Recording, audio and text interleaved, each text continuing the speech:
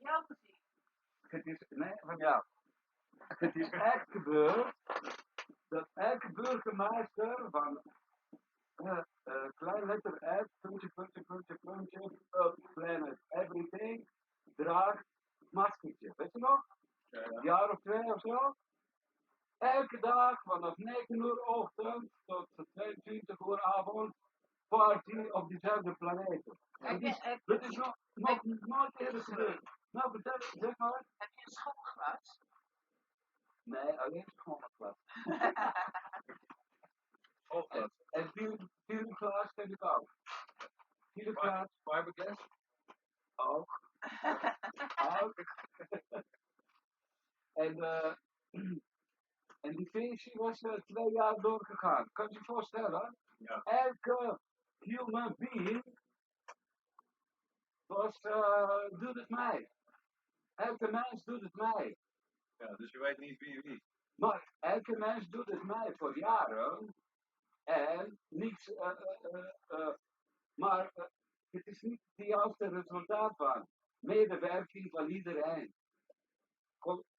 Kon ze in die tijd heel veel meer bereiken, maar was weer niet gebeurd. Nee, dus ze weer gewoon eigenlijk in de boeien gestaan. Daardoor. Bij dat was gebleven, toch? Ja, maar goed niet. Nou ja, tenzij inderdaad daardoor actie wordt ondernomen. Maar... Ja, maar kijk eens. Als kan je elke mens overtuigen om mee te doen, kan ik hem misschien uitleggen dat moet hij van alles aan elektronische global climate change doen op tijd. En niet als zijn... Ja, maar wij zitten nu bij een bedrijf dat doet aan well-being. Maar die hebben bijvoorbeeld technologie ontwikkeld om de grote windpanelen, de windmolens, te verbinden. En die zijn echt heel erg bewust van hoe je een betere wereld neerzet. Die een korf. Dat is een gigantisch bedrijf. En gigantisch bedrijf. Winnie, hè? Niet vergeten. Ja, een gigantisch bedrijf, dus dan gaan we binnenkort mee om de tafel kijken van wat zijn mogelijkheden als het gaat over uitstoot, over dat soort dingen meer. Dus we zijn wel daar aan het kijken van wat kunnen we doen om die well-being en ook eigenlijk die beloning te verhogen. Die een korf. Ja. Hebben we het toch? Ja, van perfecte samenleving, dat is ongelooflijk. Dat is het, ja. Hoe geven ze dat door elkaar, toch? Ja, dat is echt zeker, maar er moet er heel veel voor gebeuren. Maar er moet ook al de belanghebbenden aan alle partijen ook gewoon geïnteresseerd zijn. En ook iets geven, waardoor ze ook dat kunnen bereiken. En dan doen we het allemaal. En dan zijn we niet alleen maar aan het schoppen tegen iets wat, weet je wel, wat niet goed is.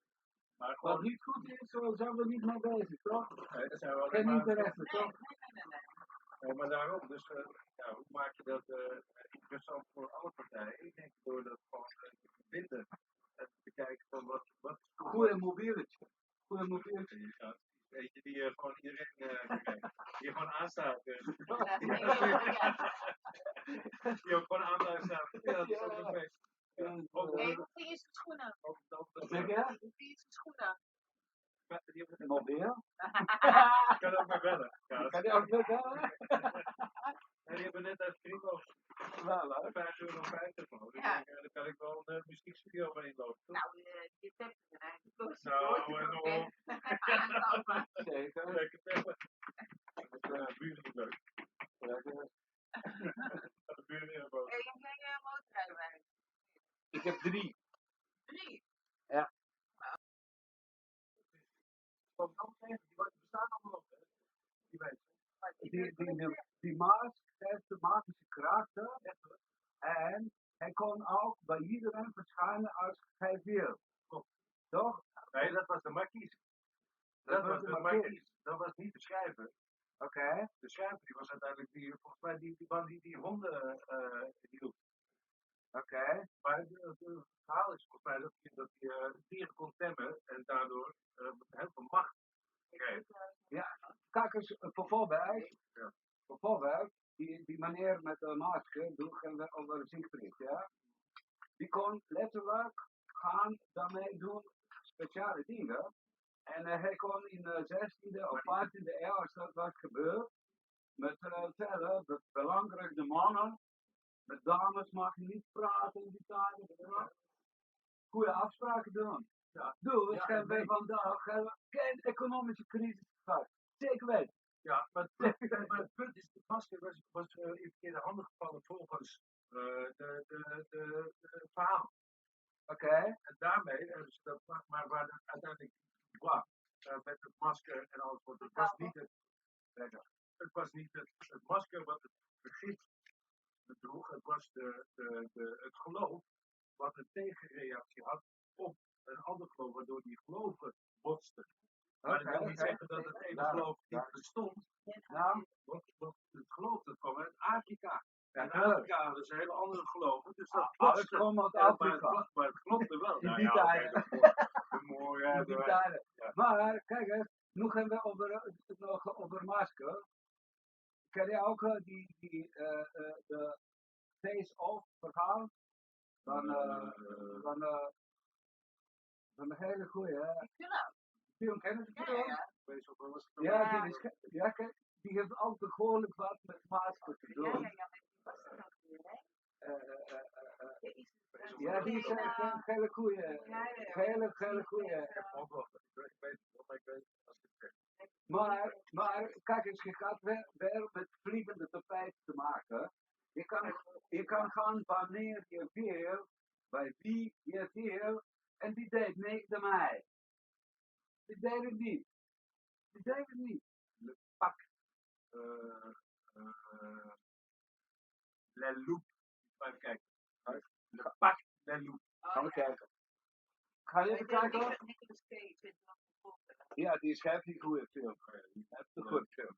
Oh, die ja. Ja, ik weet wel. Maar kijk even naar Le Pac. Gaan we even kijken. Ja, die heeft ook heel lang geleden. Ja. Ik zal het even voor je opzetten. Dat is een film, jongen. Die vind je altijd prachtig. Stuur even naar je toe, oké? Is goed.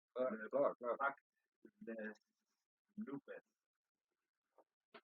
Dat is dat verhaal. Literaire. Liters van literatuur. Met 2 speciale gasten uit Future. Eigenlijk was het plan om bij Face-off aan het Literaire Club Ter Bescherming. Wat zeg je? Klopt, ja. Wat zeg je? Wat zegt die? Literaire Club Ter Bescherming van 12de reserve. Voorsprong van 12de reserve. Planeet AArdE. Kan je je voorstellen? Klopt hier. Ik ga je vertellen iets wat over de Nou, ik Future. kan nog niet zo heel veel vertellen, maar ik ga wel iets over vertellen over de Future, maar dat komt later. Oké. We zijn druk in procesontwikkelingen, alles en nog wat. En ik stuur eerst Le Pac de Loup, aangezien we het hadden over Afspraak. dat verhaal en over waar we ons op dit moment bevinden. En die komt zeker veilig naar Vliegende Bosjes van Elfjes, Prinsesjes, toch? Kijk, ja, dat sowieso. Okay. Veilig is altijd waar. Okay. Maar ja, dat komt omdat ik een bevrijdingskind ben, dus vandaar. Ik stuur je direct dit verhaal op en dan moeten wij ook naar Rotterdam. Hier, alsjeblieft.